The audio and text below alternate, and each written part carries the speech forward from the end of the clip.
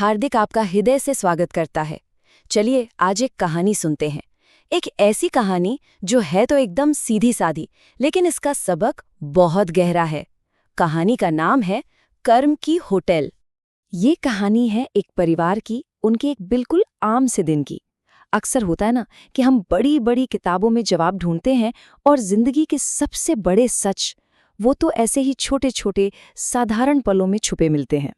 आइए इस परिवार के साथ उस पल को जीते हैं और देखते हैं कि ये हमें क्या सिखाता है।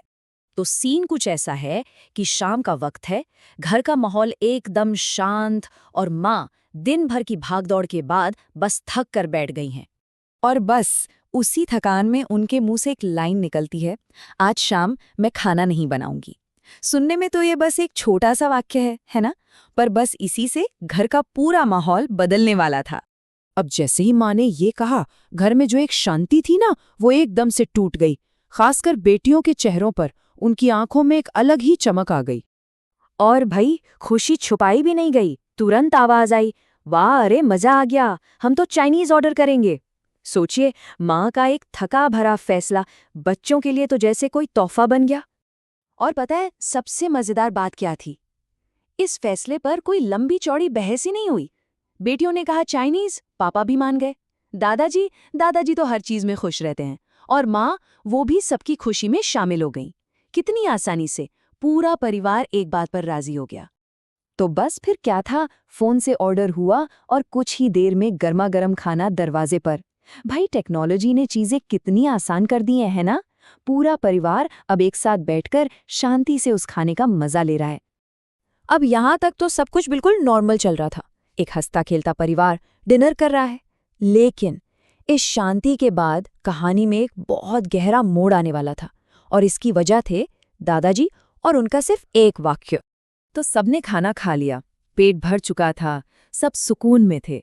माहौल में एक शांति थी, एक संतुष्टि, जैसा अक्सर एक अच्छे खाने के बाद महसूस होता है।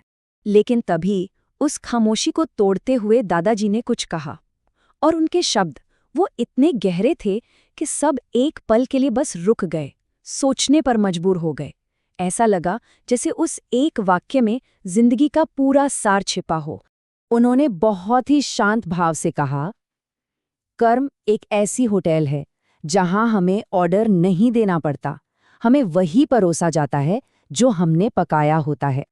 दादाजी का ये एक वाक्य कितना शक्तिशाली है, सोचिए जरा। कर्म की होटल, ये सिर्फ कोई कहावत नहीं है, ये तो जिंदगी का एक बहुत बड़ा दर्शन है। चलिए इस विचार को थोड़ा और खोलकर समझते हैं कि इसका असली मतलब है क्या। सोचकर देखिए, जब हम किसी आम होटल में जाते हैं तो क्या करते हैं? मेन्यू देखते हैं और अपनी पसंद का खाना मंगाते हैं, मतलब कंट्रोल हमारे हाथ में होता है। लेकिन जिंदगी की इस कर्म की होटल में कोई मेन्यू कार्ड नहीं होता। यहाँ हम ऑर्डर नहीं देते, यहाँ तो हमें बस वही परोसा जाता है जो हमने अपने ही कर्मों से कभी पकाया था। और यही इस पूरी कहानी का सार है, हमारा पकाया हुआ। ये लाइन हमें हमारी अपनी जिम्मेदारी का एहसास कराती है। मतलब हमारी जिंदगी में जो कुछ भी हो रहा है, चाहे वो अच्छा हो या बुरा, उसके शेफ हम खुद हैं। इसका सीधा सा मतलब ये है कि जिंदगी हमें ठीक वही लौटाती है जो हमने अपने कामों से, अपने विचारों से और अपनी नीयत से तैयार किया है। हमारी हर काम, हर शब्द, यहाँ तक कि हमारी हर सोच, उससे जो डिश बनती है ना, वही हमें परोसी जाती है।